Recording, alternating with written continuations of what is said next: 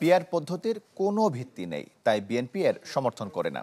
সিঙ্গাপুরে চিকিৎসা শেষে দেশে ফিরে বিমানবন্দরে এই মন্তব্য করেন দলটির মহাসচিব মির্জা ফখরুল ইসলাম আলমগীর।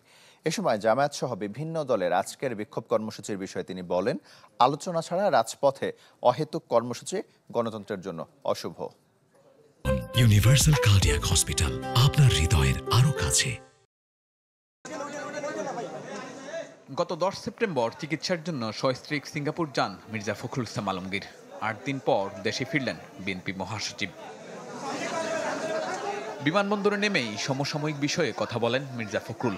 বলেন, সংস্কার প্রক্রিয়া চলমান অবস্থায় আলোচনা ছাড়া রাজপথে কর্মসূচি দেয়া মানেই অহেতুক চাপ সৃষ্টি করা, যা গণতন্ত্রের জন্য শুভ নয়।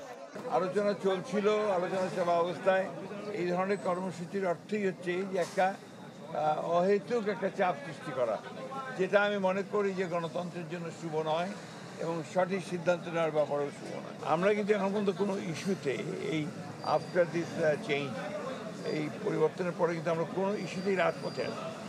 আমরা আলোচনার মাধ্যমেই সমস্ত কিছু সমাধান করতে চাচ্ছি।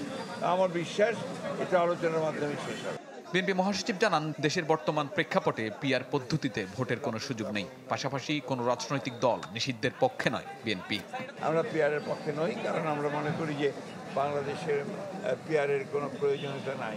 আমাদের বক্তব্য আমরা খুব পরিষ্কার করে আগেও বলেছি, এখনও বলছি যে আমরা কোনো রাজনৈতিক দলকে নিষিদ্ধ করার পক্ষে নই। এদিকে অসুস্থ গণ অধিকার পরিষদের সভাপতি নুরুল হক নূরকে দেখতে এসে বিএনপি নেতা আমির খসরু মাহমুদ চৌধুরী বলেন, নির্বাচনকে কেন্দ্র করে কেউ যদি দেশে অস্থিরতা তৈরি করতে চায়, তাদের রাজনৈতিকভাবে ক্ষতিপূরণ দিতে হবে। নির্বাচনের সাথে কোন পার্টির কি দাবি দেওয়া, এটা কোনো সম্পর্ক নাই। তাদের দাবি দেওয়া থাকতেই পারে, সেই দাবি দেওয়া নিয়ে তারা জনগণের কাছে যেতে হবে, জনগণের ম্যান্ডেট নিয়ে সংসদে আসবে, পাশ করতে পারবে, কোনো অসুবিধা নাই। কেউ যদি অস্থিতিশীল করতে চায়, তাদেরকে রাজনৈতিকভাবে এটার জন্য ক্ষতিপূরণ দিতে হবে। আমির খসরুর দাবি, বাংলাদেশের মানুষ রাজনীতিতে স্থিতিশীল অবস্থা দেখতে চায়, যেটা গণতান্ত্রিক নির্বাচনের মধ্য দিয়ে ফিরে আসবে। ঘটনাবলী। শাহনেওয়াজ বাবলু, চ্যানেল 24, ঢাকা।